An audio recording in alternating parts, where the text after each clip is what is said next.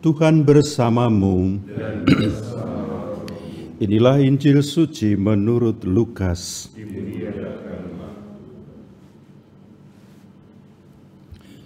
Pada hari Sabat sesudah Yesus dimakamkan, 2 orang dari murid-murid Yesus pergi ke sebuah kampung bernama Emmaus yang terletak kira-kira 7 mil jauhnya dari Yerusalem. Dan mereka bercakap-cakap tentang segala sesuatu yang telah terjadi. Ketika mereka sedang bercakap-cakap dan bertukar pikiran, datanglah Yesus sendiri mendekati mereka, lalu berjalan bersama-sama dengan mereka. Tetapi ada sesuatu yang menghalangi mata mereka sehingga mereka tidak dapat mengenali Dia. Yesus berkata kepada mereka, "Apakah yang kamu percakapkan sementara kamu berjalan?" Maka berhentilah mereka dengan muka muram. Seorang dari mereka namanya Kleopas menjawabnya, "Adakah engkau satu-satunya orang asing Yerusalem yang tidak tahu apa yang terjadi di situ pada hari-hari belakangan ini?" Katanya kepada mereka, "Apakah itu?" Jawab mereka, "Apa yang terjadi dengan Yesus orang Nazaret? Dia adalah seorang nabi yang berkuasa dalam pekerjaan dan perkataan di hadapan Allah dan di depan seluruh bangsa kami. Tetapi imam-imam kepala dan pemimpin-pemimpin kami telah menyerahkan Dia untuk dihukum mati, dan mereka telah menyalibkannya. Padahal kami dahulu mengharapkan bahwa Dia yang datang untuk membebaskan bangsa Israel. Tetapi sementara itu telah lewat 3 hari sejak semuanya itu terjadi. Dan beberapa perempuan dari kalangan kami telah mengejutkan kami. Pagi-pagi buta mereka telah pergi ke kubur dan tidak menemukan mayatnya. Lalu mereka datang dengan berita bahwa telah kelihatan kepada mereka malaikat-malaikat yang mengatakan bahwa Yesus hidup. Dan beberapa teman kami telah pergi ke kubur itu dan mendapati bahwa memang benar yang dikatakan perempuan-perempuan itu, tetapi Yesus sendiri tidak mereka lihat. Lalu Ia berkata kepada mereka, "Hai kamu orang bodoh, betapa lambannya hatimu sehingga kamu tidak percaya akan segala sesuatu yang telah dikatakan para nabi. Bukankah Mesias harus menderita semuanya itu untuk masuk ke dalam kemuliaannya?" Lalu Ia menjelaskan kepada mereka apa yang tertulis tentang Dia dalam seluruh kitab suci, mulai dari kitab-kitab Musa dan segala kitab nabi-nabi. Sementara itu mereka mendekati kampung yang mereka tuju.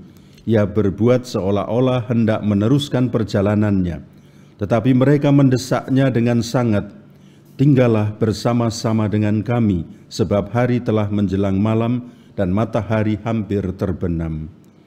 Lalu masuklah Ia untuk tinggal bersama-sama dengan mereka. Waktu duduk makan dengan mereka, Ia mengambil roti, mengucap berkat, lalu memecah-mecahkan roti itu dan memberikannya kepada mereka. Ketika itu terbukalah mata mereka dan mereka pun mengenali Dia. Tetapi Yesus lenyap dari tengah-tengah mereka. Kata mereka seorang kepada yang lain, "Bukankah hati kita berkobar-kobar ketika Ia berbicara dengan kita di tengah jalan dan ketika Ia menerangkan kitab suci kepada kita?" Lalu bangunlah mereka dan langsung kembali ke Yerusalem. Di situ mereka mendapati ke-11 murid. Mereka sedang berkumpul bersama teman-teman mereka.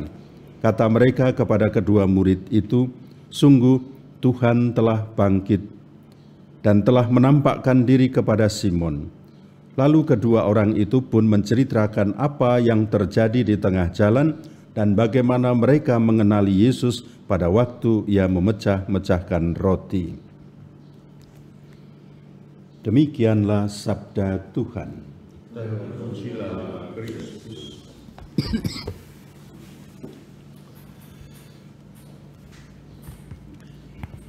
Saudara-saudari yang terkasih dalam Tuhan kita Yesus Kristus, kematian Yesus, orang andalan dan tumpuan harapan para murid, sungguh merupakan pukulan yang melumpuhkan mereka. ekspresi wajah yang sedih dan ungkapan kata-kata yang tak bergairah dari kedua murid menunjukkan betapa batin mereka tertekan. Semua harapan mereka pupus karena kematian sang guru yang mereka andalkan. Kembalinya mereka ke Emmaus, kampung halaman mereka, memperkokoh lagi pupusnya harapan itu. Bagi mereka, Yesus bukan lagi guru yang diminati.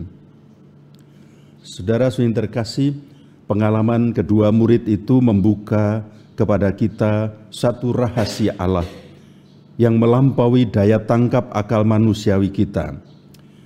Pada saat kita menyangka bahwa Tuhan tidak lagi beserta kita, Tuhan jauh dari kita, Ia justru sangat dekat dengan kita. Hal yang membuat kita tidak mengetahui kehadiran Tuhan itulah bahwa kepekaan kita terkadang kurang tajam untuk merasakan kehadiran Tuhan lewat berbagai cara dan peristiwa hidup kita.